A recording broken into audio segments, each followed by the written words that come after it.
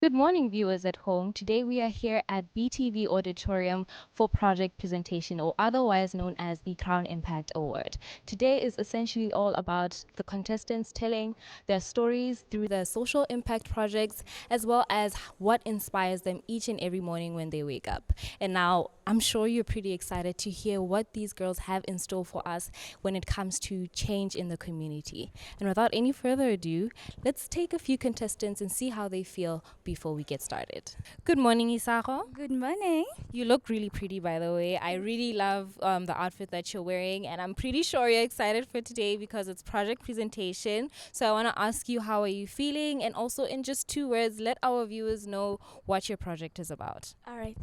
From starting, I just want to say that I'm very, very happy today. I've been waiting for this day and to showcase my presentation because my presentation, I'm making a user friendly toilet for a disabled person. Okay. Now, do tell me, you said you're making a user friendly toilet for a disabled person. What brought about this project to your heart? What spoke to you to want to make this change? You know, I wanted to make this change because it really, really touched my heart. The boy that I made the toilet for, he was very, very, very, very, very, very, he was suffering because at our village there are no, user-friendly toilet for those kind of people, and even at school. So I wanted to make him an environment which he, where he can go, and where he can feel free because there are no such kind of toilets in our village. And this is the first person. Project is about donating shoes to the less privileged kids, right? I kind of feel like most children really need to focus more on their studies, right? By doing so, I'm actually elevating that confidence. By doing so, like, it's gonna be, I don't know how to explain it. Ish, many words. I don't know how to summarize it. I wish I could say a lot about this. Okay, but do tell me a story. Maybe what brought you to decide? Let's say you saw the lack in students. You saw students not being able to wear proper shoes to school, or you saw maybe a classmate who you felt like was struggling when it comes to that area. So do tell me maybe what inspired you to bring up this project. Mostly, most people, it's actually a different kind of story because, like, in Ramazan, most kids, there are mostly schools that actually have, like, disability schools, like Rampa Center for the Deaf, where I actually made my community project. The kids there, they're not really from families that are upright, right? So, like, I kind of saw most kids didn't really have shoes like that. Yeah, so it's kind of like made them feel less special to other kids. So I was like, let me just do something good for them. True, and I do understand how feeling less than other people can also affect your academic life. So I do believe that you're headed in the right direction, inspiring people, inspiring lives, and making sure that academic performance is always top. Yes, Exactly. okay. So thank you so much. Well, my name is Uwemujongo, a young Kalanga girl from Mulambakwana village. I I feel great, and I'm here. I just feel excited. At the same time, I feel so scared. Yeah. Yeah. Tell people, why do you feel scared? It's my first time being in a platform where I get to talk to people. So, like, this is a very challenging moment for me because it's really challenging because I've never been in a platform where I get to speak. I get to be in the space. I get to be the one who's there. It's just a different. It's just I don't know if you understand, but yeah. Okay, I do understand you. I also was very scared when I had to do this. But do tell me, in preparation for your project presentation, what did you do? Because you're saying it's your first time speaking in public. So tell me, how did you prepare for this particular day?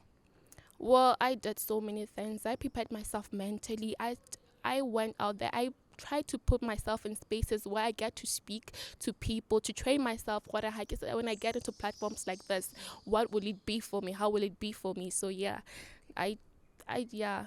Okay, so in just a few words, do tell me, what is your project presentation about, or what industry is it centered around? Well, my project is called Bring Back the Smile Foundation. It's a project that strives to improve the clothing, health, and education for the less privileged children, and also teaches them about culture, how to embrace and showcase that culture to and be to as a way to inspire them. I just help them to showcase that culture, as a way to inspire them that your culture is your identity. Okay, my project is called Hope Arts and Crafts. It's about improving health, creating opportunities, helping youth to build perseverance, as well as educating them on better ways to use their talents, being arts and crafts, to deal with depression, to deal with aggravation. They can use like poetry to write their feelings and help people relate with them better. True, true. That's such a nice project, by the way, because I'm also very passionate about the creative industry, as well as bringing the creative industry more to service, because I feel like these days, mostly people say education is the key to success, and people don't usually put up creativity as also part of building the overall being. So do tell me, maybe from your point of view, what do you think your project can do for Africa's future? What do you think your project can do for Botswana's future? Well, I think my project is very relevant in noting that in Botswana we do not have a media platform where we can watch shows. Like, we still have BTV, yes, but it's not in the modern decoders that everybody is using currently. It's only a few people who still actually tune into Botswana channel and watch Botswana videos, Botswana shows. So I think it could actually expose us to the entertainment industry, just like the USA, China, and other countries out there. Oh, that's amazing. Thank you so much for letting us know what your project is about, and I wish you all the best today. Thank you.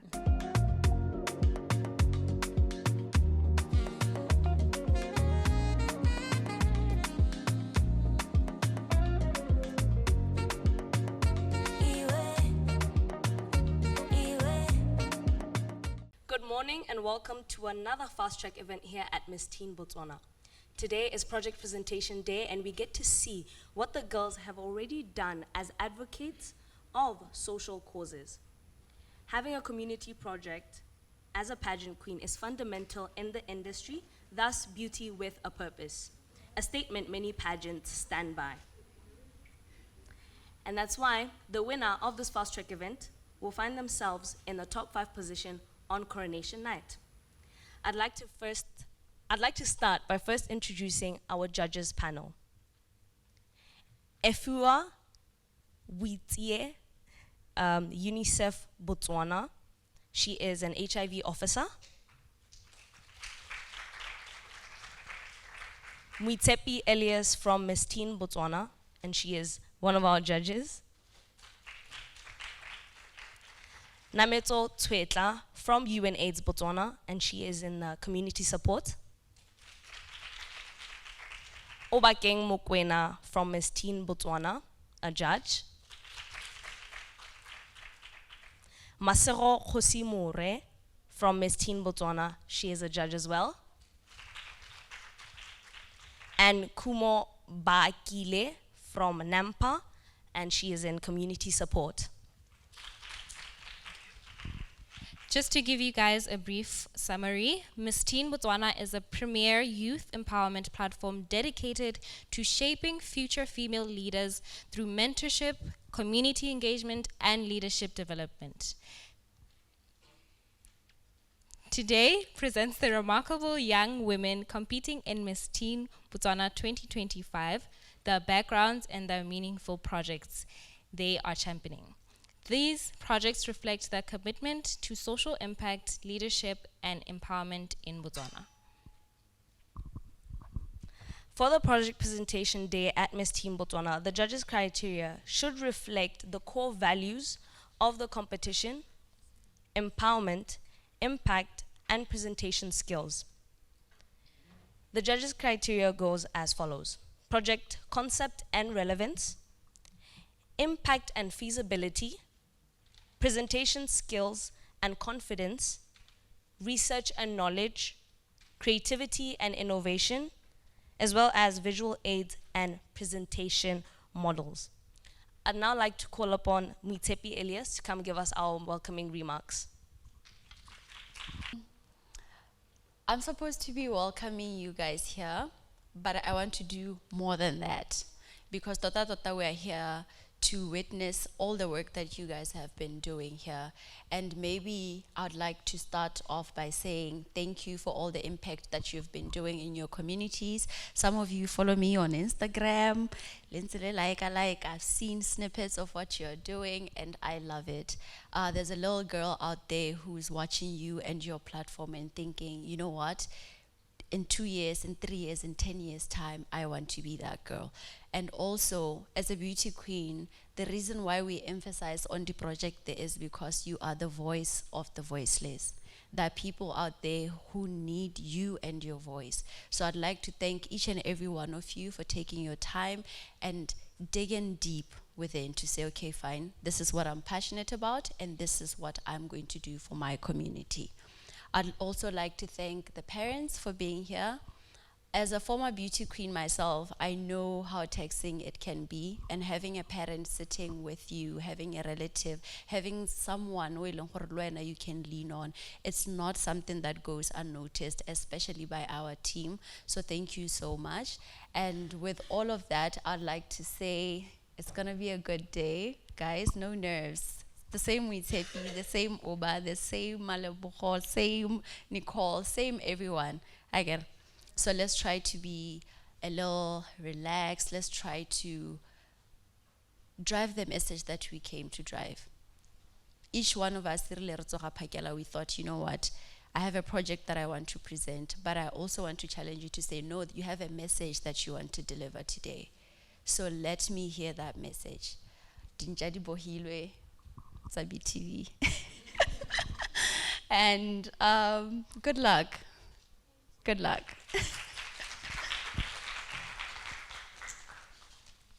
Okay, so let's begin. I'm going to call up the first contestant, Jessica Muilwa. So she will be presenting on Young Stars. Ladies and gentlemen, a round of applause. Allow me to tell you a little bit about my Beauty with a Purpose project titled Young Stars. There's a great English saying that goes, it is better to teach a person how to catch the fish rather than giving them the fish. And that is basically the foundation of Young Stars. As already explained, Young Stars is a foundation that aims to empower young people and the community at large by empowering them with the necessary and basic entrepreneurial skills that they can use to sustain themselves without necessarily getting an education for. The message behind Young Stars is for youth by youth, because this is a project that is peer-based, where we have our facilitators as young people between the ages of 18 to 25. Ladies and gentlemen, this project was established after doing a research where we found out that 45.1% of the youth, both graduates and out of the school community, are unemployed. It came to our attention that most of the time as project runners, what we try to do is try to solve social and domestical issues without trying to identify the root cause of them. Most of the time we want to be the providers to the economy and to the community at large without trying to identify why the community is lacking in the first place. During our research, we're able to find out that the reason why most of these problems are coming up is because there's social instability and financial instability in the community, leading to problems like gender-based violence as well as absolute poverty. So as we're doing our research, we try to come up with a solution whereby we'll be able to provide the community with a solution that is going to prevent the social issues that we're currently facing from arising. Like we always say, it is better to prevent than to treat. There are two main objectives of Young Stars, the first one being to stimulate financial independency. Young Stars give people the opportunity to use the skills that they already have to start businesses for themselves. This, as a result, would lead to financial independency. As already explained, most of the people out there are facing social issues because they are financially dependent on another person. But Young Stars provides them with an opportunity to be able to fend for themselves and not be dependent, hence avoiding these social issues. It also stimulates financial independence and reduces the government expenditure, as many people no longer depend on the government. This allows for more funds to be put towards making things better for the people that are actually there, instead of trying to invest on projects that are just there to provide, instead of letting people provide for themselves. The second objective is to create employment opportunities. Ladies and gentlemen, when we are providing these people with the necessary skills that they are needing to start their own businesses, we're not just helping the person who we are providing the skill with. We're providing that person with an opportunity to start a business that can run and make profit. And eventually this business will be able to hire other members of the community as well, hence creating employment for other people. This is why I say this part of the project is killing two birds with one stone. We're not tackling only one person's social problem, but the rest of the community at large.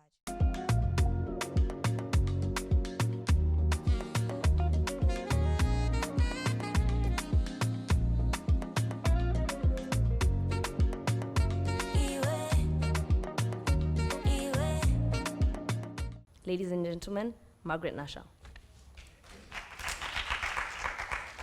A very good morning to you all. My name is Margaret Nasha. You can call me Mags, and I am the proud founder of Kagiso Lwapeng.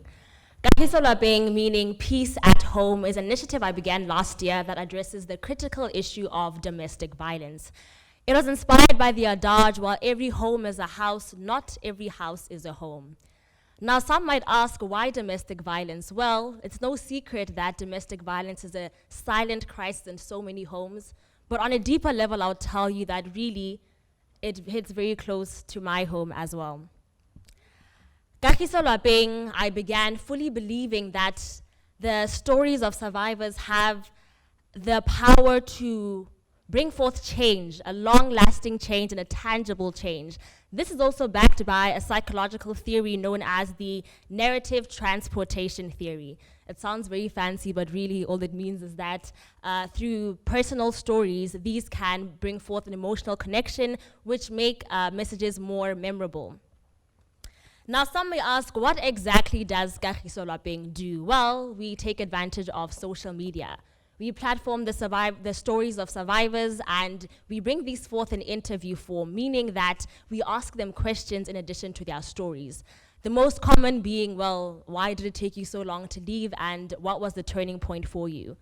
We also pair this with what our legislation says regarding domestic violence in Botswana. What are the repercussions of committing this violence? And our goals are very simple. We aim to encourage those in abusive relationships to leave, to say, no, it won't get better, and no, they will not change, and yes, you should leave, and you should leave now. We also aim to explore and educate on the underlying causes of domestic violence. Why is this issue so pervasive in Botswana? That is what we try to get to the bottom of. We also aim to highlight the many complexities of domestic violence, to say it isn't merely between romantic partners, it has to do with the domestic setup as a whole. But also, it doesn't just affect women, it affects men too. We also aim to highlight the profound impacts of domestic violence, not only on survivors, on the perpetrators, and on children. We launched Kagiso Lwapeng in November of 2024, and between then and February, we have managed to achieve the following. We've managed to achieve over 26,785 views, 1,323 likes, 625 comments, and over 450 shares. This was across all our social media platforms, being Facebook and Instagram. We have platformed the stories of 4 survivors, being 4 women. The first was a story of a woman who was in an abusive relationship for 3 years. This man abused her on a daily, going as far as burning her with his cigarettes, even going as far as raping her. He would wake her up in her sleep by beating her up, accusing her of dreaming of sleeping with men in her sleep. And at some point, when the violence got so bad to the point where she contacted our police, they said, "Buisanyang," meaning talk it out, and they never went to the home. What does this say about our justice system in Botswana? We bring forth these stories to turn pain into purpose, to say that your story has a meaning and can bring forth change. With Kagiso Lwapeng, we fully believe that if you all join hands in this fight, we can indeed restore the heart of home. Thank you very much. My project, my name is Hannah Jane Joshua, and I'm a 15-year-old hailing from Khosekgweng, a small but a beautiful home village. My project is called Educ Crown. Educ Crown is an initiative aimed at transforming the educational experience of young people by providing them with the necessary tools and opportunities to thrive. And also creating an initiative, and also creating an inclusive environment for learning for both kids who are privileged and the unprivileged. Creating an inclusive environment for kids who feel left out in the learning environment, no matter the challenges, the backgrounds, and the limited resources. In today's world, millions of young people lack access to quality education, often due to socio-economic barriers, lack of resources. This puts them into to a disadvantage in terms of career opportunities. Educ Crown, it was designed to equip young people with the knowledge, skills, and mentorship they need to succeed in life. Dumelang. My name is Wendy Soketi. I am a young woman from Uchudi who is passionate about transforming Botswana and solving its biggest pressing issues through public relations and Setswana culture.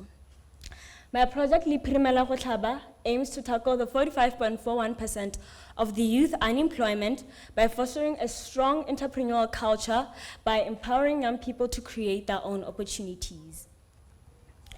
Despite being a university student and doing well in my studies, I am faced with an uncertain future of unemployment. Now, my desire to navigate this problem and figure out ways to create income in the 21st century drove my decision in choosing this project.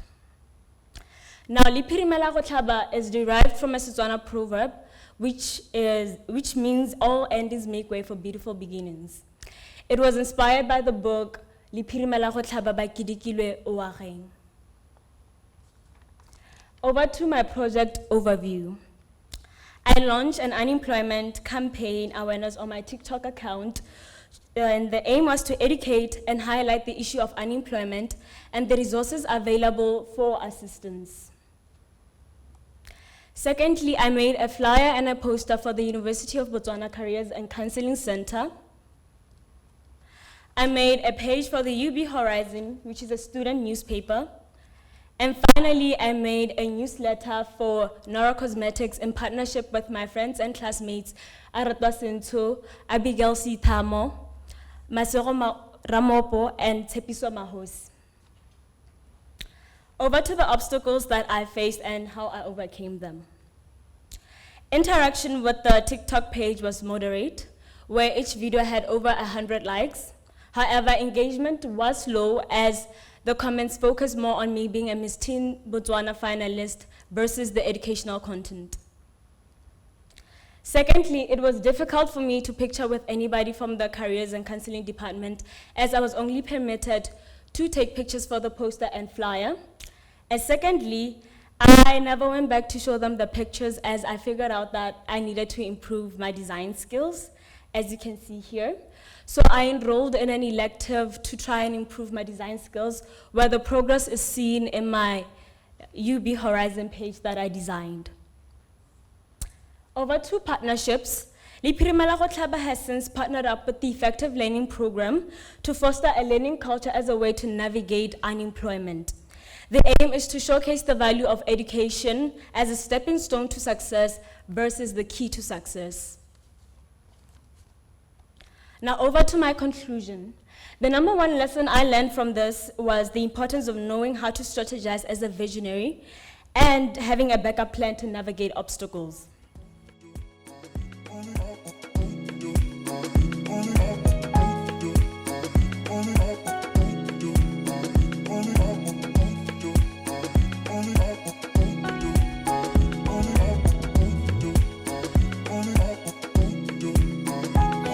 my body, no, no.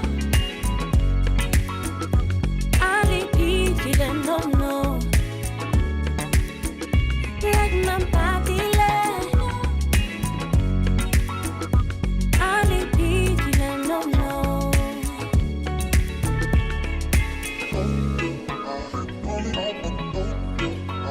no.